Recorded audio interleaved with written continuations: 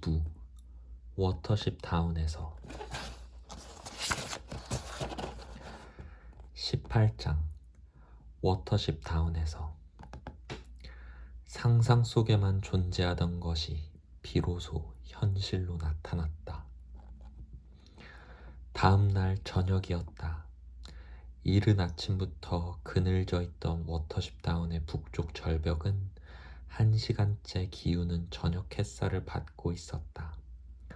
워터십 다운은 평지에서 정상까지 200m밖에 안 되지만 그중 100m가 수직으로 치솟아 있어 언덕 밑을 둘러싼 숲에서부터 평평한 언덕마루까지 깎아지른 절벽을 이루고 있었다. 저녁 햇살이 가시금작화와 주목덤불과 바람에 시달려 자라지 못한 산사나무 몇 그루와 풀밭을 황금빛 껍질처럼 부드럽게 감싸고 있었다. 언덕마루에서 보면 비탈은 평화롭고 나른한 햇살에 감싸인 것처럼 보였다. 하지만 언덕 기슭의 울창한 숲속 덤불 사이에서는 딱정벌레와 거미, 먹이를 찾는 뾰족돼지 따위가 바람처럼 춤추는 햇빛에 놀라 허둥지둥 달아나거나 돌아다녔다. 풀줄기 사이에서 번쩍이는 붉은 빗살을 받아 얇은 막 같은 날개가 반짝이는가 하면 실처럼 가느다란 다리 뒤로 긴 그림자가 드리워지고 맨 땅의 흙이 수만의 알갱이로 부서졌다.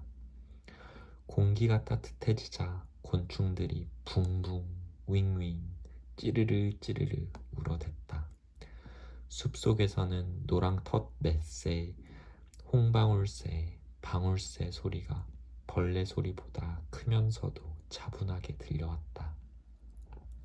종다리가 언덕 위에 향기로운 대기로 날아올라 쥐적이었다. 언덕마루에서 보면 끝없이 펼쳐진 푸른 하늘로 군데군데 연기가 피어오르고 이따금 유리에 반사된 빛이 반짝거렸다. 언덕 밑에는 푸른 밀밭과 말이 풀을 뜯는 평평한 목초지, 짙은 초록숲이 펼쳐져 있었다. 그곳들도 저녁을 맞아 언덕 기슭의 풀숲만큼 소란스러웠지만 그 사이에 가로누운 공기 때문에 멀리 높은 언덕에서 보면 쥐 죽은 듯 고요하기만 했다. 헤이즐 일행은 언덕 기슭 풀밭에서 가지를 낮게 뻗은 화살나무 두세 그루 아래 웅크리고 있었다. 이들은 어제 아침부터 5km쯤 여행해왔다. 그동안 운이 좋아서 다행히 모두 살아있었다. 시내 2개를 건너고 에킨스웰 서쪽 삼림지대를 공포에 떨면서 헤맸다. 한 번은 외딴 헛간 집더미에서 쉬다가 쥐떼의 습격을 받기도 했다. 실버와 복손이 비귀게 도움을 받아 쥐떼와 싸우는 사이 다른 토끼들은 헛간 밖으로 피했고 마지막으로 새 토끼도 헛간을 빠져나와 함께 달아났다. 그때 벅손이 앞다리를 물렸는데 쥐한테 물린 상처가 을에 그렇듯이 화끈거리고 쑤셨다. 또 작은 호수를 지나는 길에 큰 회색 물새가 사초속을 돌아다니며 물을 쿡쿡 쪼아대는 모습을 멍하니 구경하다가 드로리떼가 푸드득 날아오르는 소리에 화들짝 놀라 내빼기도 했다. 1km나 되는 목초지를 지나올 때는 숨을 곳 하나 없이 탁 트인 곳에서 언제 적을 만날지 몰라 순간순간 가슴을 졸이기도 했다. 한 번은 여름 공기 속에서 이상하게 웅웅거리는 고압선 철탑 소리를 듣고 머뭇거리기도 했다. 파이버가 위험하지 않다고 안심시켜주자 그제야 토끼들은 그 아래를 지나왔다. 그런 까닭에 토끼들은 완전히 녹초가 되어 화살나무 아래 웅크리고 앉아 미심쩍은 듯이 낯선 땅의 냄새를 맡고 있었다. 토끼 농장이나 다름없던 마을을 떠난 이후 토끼들은 한층 더 신중하고 영리해졌으며 서로를 이해하고 단결하는 무리가 되어 더 이상 다투지도 않았다. 토끼들은 그 마을의 진상을 알고 엄청난 충격을 받았다. 그리하여 서로의 능력을 존중하고 의지하면서 더욱 똘똘 뭉쳤다. 서로에게 의지하는 것만이 살아남은 길임을 깨닫고 각자의 능력을 조금도 헛되이 쓰지 않으려고 했다. 비귀기 덫에 걸려 쓰러졌을 때 헤이즐은 친구들의 관심을 딴 데로 돌리려고 했었지만 그 자리에 있던 토끼들은 다들 블랙베리처럼 비귀기 죽었다고 여기고 앞으로 어떻게 될까 암담해했다. 헤이즐이 없었다면 블랙베리와 복손과 핍킨이 없었다면 비귀는 죽었을 것이다. 또 덫에 걸린 토끼가 비귀이 아니라 다른 토끼였다면 그 역시 죽었을 것이다. 그렇게 심한 일을 당하고도 달리기를 멈추지 않을 토끼는 없을 테니까. 이제는 아무도 비귀의 힘을, 파이버의 통찰력을, 블랙베리의 재치를, 헤이즐의 권위를 의심하지 않았다. 쥐떼가 습격했을 때 벅손과 실버는 비귀의 지시에 따라 끝까지 맞서 싸웠다. 나머지 토끼들은 헤이즐이 느닷없이 흔들어 깨워 다짜고짜 헛간에서 나가라고 해도 두말 없이 따랐다. 그 뒤로도 헤이즐이 탁 트인 목초지를 지나가야 한다고 하자 실버의 지휘 아래 정찰을 맡은 댄더라이언을 따라 목초지를 지나왔다. 철로 된 나무를 만났을 때도 파이버가 위험하지 않다고 하자 다들 그 말을 믿었다. 스트로베리는 괴로운 시간을 보냈다. 비참한 생각에 빠져 둔감해지고 실수가 잦았으며 옛마을에서 자기가 한 일을 부끄러워했다. 체력도 약한 데다 생각보다 더 게으르고 좋은 음식에 길들여져 있었다. 하지만 스트로베리는 불평 한마디 하지 않았고 자기도 뒤처지지 않고 뭔가 할 수 있음을 보여주려고 굳게 마음먹은 듯했다. 실제로 숲지대를 지날 때는 나무가 빽빽한 숲에 익숙한 덕분에 일행에게 도움을 주기도 했다. 호숫가에서 헤이즐은 비귀한테 이렇게 말했다. 우리가 기회만 준다면 스트로베리도 괜찮은 동료가 될 거야. 그러자 비귀이 대꾸했다. 그럼 저 녀석은 엄청난 멋쟁이가 될걸? 헤이즐 일행이 보기에 스트로베리는 너무 깔끔하고 까탈스러웠다. 하지만 난 스트로베리한테 강요하지 않을 거야. 알았지? 그래봤자 도움이 안 돼. 비귀은 부르퉁해하면서도 헤이즐의 말을 받아들였다. 비귀은 고압적인 태도가 많이 누그러져 있었다. 덫에 걸린 뒤로 몸이 약해지고 신경질이 많아졌다. 헛간에서 쥐떼의 습격을 알린 것도 비귀이었다. 잠을 못 이루다가 쥐가 깎는 소리에 벌떡 일어났던 것이다. 비귀은 실버와 복손을 도와 같이 싸웠지만 가장 격렬한 싸움은 두 토끼에게 맡길 수밖에 없었다. 그리하여 비귀은 태어나서 처음으로 신중함과 절제를 배우게 되었다.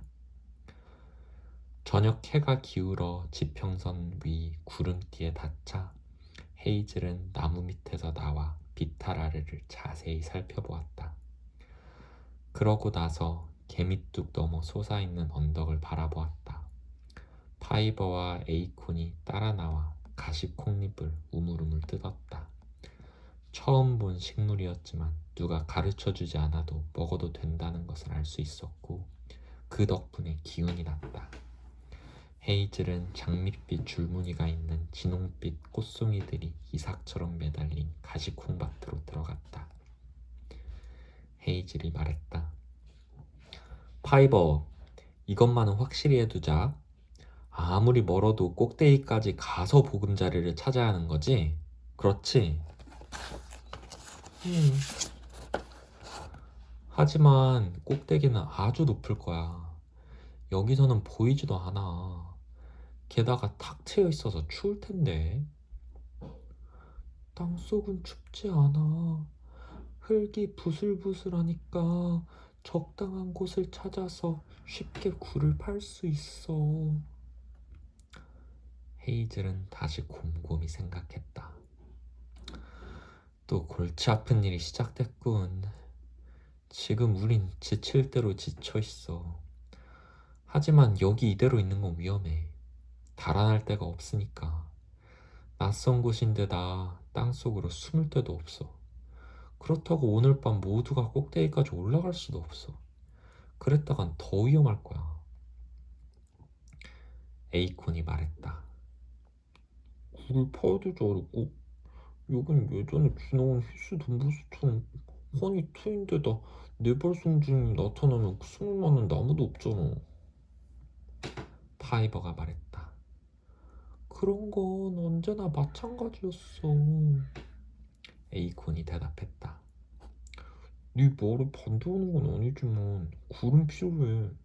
땅속으로 숨을 수 없다면 좋은 곳이 아니야. 헤이즐이 말했다. 꼭대기에 올라가기 전에 어떤 곳인지 미리 살펴봐야 돼. 내가 먼저 가서 살펴보고 올게. 빨리 갔다 올 테니까 잘 되길 빌면서 기다려줘. 쉬면서 먹이 좀 먹어. 파이버가 단호히 말했다. 혼자 가면 안 돼. 다들 지쳐 있으면서도 함께 가겠다고 나서는 바람에 헤이즐은 고집을 꺾고 덜 지쳐 보이는 덴더러 형과 호크빗을 데리고 갔다. 새토끼는 덤불에서 덤불로, 풀포기에서 풀포기로 천천히 조심스럽게 올라갔으며 이따금 멈춰서서 냄새를 맡고 끝없이 뻗어있는 드넓은 풀밭을 이곳 이쪽 저쪽 살펴보았다. 인간은 똑바로 서서 걷는다. 그래서 가파른 언덕을 오르기가 힘들다. 아무런 탄력도 받지 못한 상태에서 지면과 수직을 이루는 몸뚱이를 계속 밀어 올라야 하기 때문이다. 토끼는 더 낫다. 앞다리로 지면과 평행인 몸을 받치고 큰 뒷다리를 이용해 비탈을 올라가는 것이다. 뒷다리는 가벼운 몸뚱이를 수월하게 밀어 올린다. 그래서 토끼는 오르막을 빨리 올라간다. 사실 뒷다리의 힘이 워낙 강해서 내리막에서는 오히려 애를 먹으며 가파른 비탈을 뛰어내려가다가 곤두박질 치기도 한다. 반면 인간은 키가 150에서 180cm쯤 되기 때문에 사방을 볼 수 있다. 가파르고 울퉁불퉁한 땅이라도 인간에게는 대체로 평평한 편이고 180m 높이에서 보면 나아갈 방향을 쉽게 알 수 있다. 따라서 언덕을 올라갈 때 토끼가 겪는 불안과 긴장은 우리가 언덕을 올라갈 때 느끼는 것과는 다를 수밖에 없다. 토끼들에게 가장 힘든 것은 육체적인 피로가 아니다. 헤이즐이 다들 지쳐있다고 한 것은 토끼들이 계속된 불안과 공포 때문에 긴장하고 있다는 뜻이다. 땅 위에 있을 때 토끼는 굴에서 가장 가깝고 안전하게 여겨지는 친숙한 장소가 아니면 끊임없이 공포에 시달린다. 두려움이 심해지면 눈이 흐릿해지고 머리가 멍해지기도 한다. 이런 상태를 토끼어로 산이라고 한다. 헤이즐 일행은 거의 이틀째 계속 흠칫흠칫 놀랐다. 사실 닷새 전에 고향을 떠나고부터 줄곧 위험한 상황에 맞닥뜨려 왔다. 모두 신경이 곤두서 있어서 때로는 아무것도 아닌 일에 깜짝깜짝 놀라고 긴 풀밭만 있으면 드러누워 쉬었다. 게다가 비귀과 벅손의 피 냄새를 맡고 엘릴이 올 수도 있었다. 지금 언덕을 오르는 새토끼는 이 언덕이 낯설고 숨을 곳이 마땅치 않은 데다 앞쪽을 멀리까지 볼 수 없다는 점 때문에 불안해했다. 셋은 석양에 붉게 물든 풀밭에 몸을 숨긴 채 벌레들이 돌아다니고 햇빛이 반짝이는 풀포기 사이를 헤치며 올라갔다. 주위에서 풀이 흔들렸다. 셋은 개미뚝 뒤에 숨어서 산토끼꽃 무더기 연저리를 주의 깊게 살폈다. 꼭대기까지 얼마나 남았는지 알 수 없었다. 비탈 하나를 올라가면 또 다른 비탈이 가로막고 있었다. 헤이즐은 이곳에 족제비가 살지 않을까 생각했다. 아니면 흰올빼미가 해질녘에 절벽을 날아다니며 냉혹한 눈으로 풀밭을 살피다가 움직이는 것이 있으면 잽싸게 낚아채 갈지도 몰랐다. 어떤 엘릴은 가만히 앉아 먹이를 기다리지만 흰올빼미는 먹이를 찾아 돌아다니다가 소리 없이 덮친다. 더 올라가자 남풍이 불고 저녁놀이 6월의 하늘을 빨갛게 물들이고 있었다. 야생동물이 대개 그렇듯이 헤이즐도 하늘을 쳐다보는 일이 거의 없었다. 헤이즐이 하늘이라고 생각하는 것은 지평선으로 보통 숲이나 산울타리에 가려져 있었다. 그런데 지금처럼 고개를 쳐들고 있다 보니 언덕마루로 눈길이 쏠리면서 붉게 물든 뭉게구름이 소리 없이 능선 위로 다가오는 것이 보였다. 그 움직임은 나무나풀이나 토끼의 움직임과 전혀 달라서 불안했다. 거대한 구름덩어리들이 소리도 없이 그것도 한 방향으로만 꾸준히 움직이고 있었다. 그것은 헤이즐이 사는 세계의 것이 아니었다. 헤이즐은 서쪽 하늘에서 빛나는 해를 보며 속으로 빌었다. 아, 프리스님, 저희를 구름 속에 살게 하시려는 겁니까? 당신께서 파이버에게 하신 말씀이 진실이라면 부디 제게 믿음을 주십시오. 바로 그때 한참 앞서가던 댄더라이언이 하늘을 등진 채 개미뚜기에 고추 앉아있는 모습이 눈에 확 들어왔다. 헤이즐은 깜짝 놀라 황급히 비탈을 뛰어내 올라갔다. 댄더라이언, 어서 내려와. 왜 그런 데 앉아있는 거야? 댄더라이언은 기뻐서 어쩔 줄 모르겠다는 듯이 대답했다. 환히 다 보여! 올라와서 봐! 온 세상이 다 보여! 헤이즐은 댄더라이언에게 다가갔다. 바로 옆에 개미뚜기 하나 더 있어서 댄더라이언처럼 앞발을 들고 고추 앉아 주위를 둘러보았다. 그제야 헤이즐은 자기가 평평한 곳에 와 있음을 깨달았다. 사실 비탈은 조금 전부터 완만해져 있었다.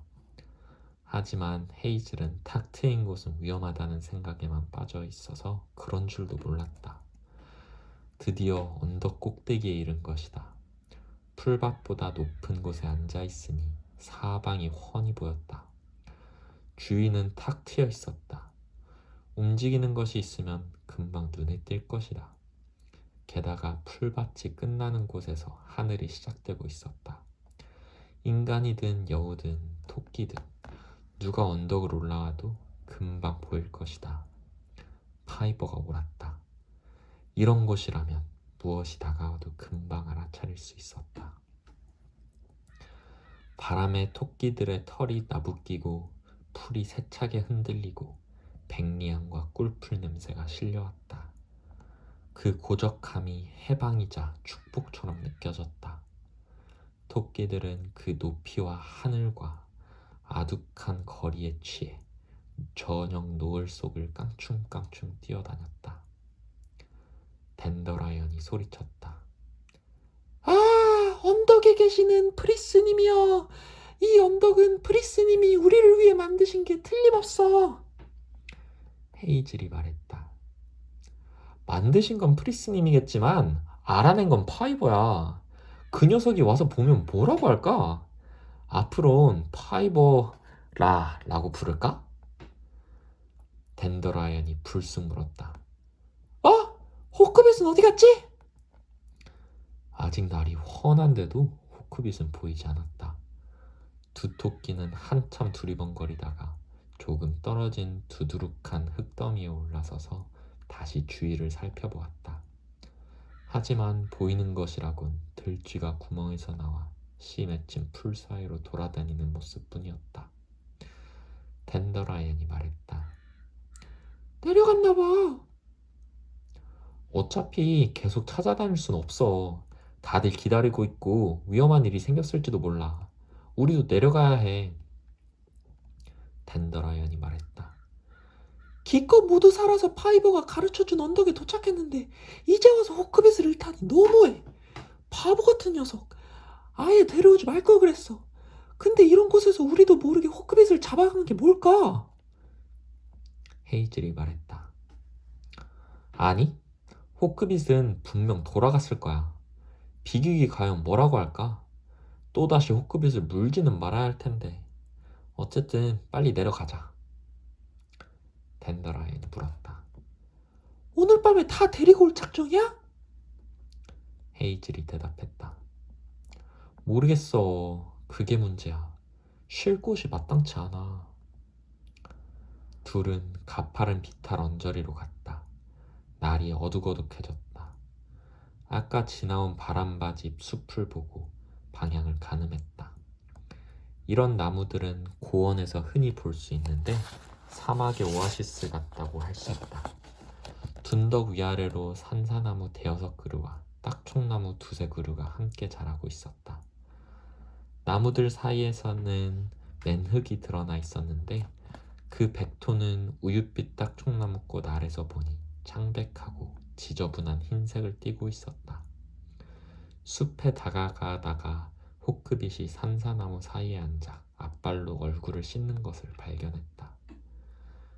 헤이즐이 말했다. 한참 찾아다녔잖아. 도대체 어디 있었어? 호크빗이 유순하게 대답했다. 미안해, 헤이즐. 이 굴들을 살펴보고 있었어. 혹시 우리가 쓸 수 있을까 해서. 호크빗 뒤쪽 낮은 둔덕에 토끼굴이 3개 있었다. 굵고 우둘투둘한 뿌리들 틈에도 굴이 2개 더 있었다. 발자국도 똥도 보이지 않았다. 분명히 빈 굴이었다. 헤이즐이 주위의 냄새를 맡으며 물었다. 들어가 봤어? 3개는 들어가 봤어. 얕고 좀 울퉁불퉁하긴 하지만 죽음이나 병 냄새 없이 아주 쾌적했어. 우리가 써도 되지 않을까 싶은데 잠깐이라도 말이야. 저녁 어스름 속에서 칼새가 날카롭게 울어대며 날아가자 헤이즐이 덴더라이언을 돌아보며 말했다. 뉴스야. 가서 모두 데려와. 이렇게 해서 한 토끼가 운 좋게 굴을 발견한 덕분에 헤이즐 일행은 언덕으로 올라오게 되었다. 굴이 없었다면 한두 마리쯤 목숨을 잃었을지도 모른다. 언덕 위든 아래든 숨을 곳도 없는 곳에서 밤을 보냈다면 분명히 적의 습격을 받았을 테니까.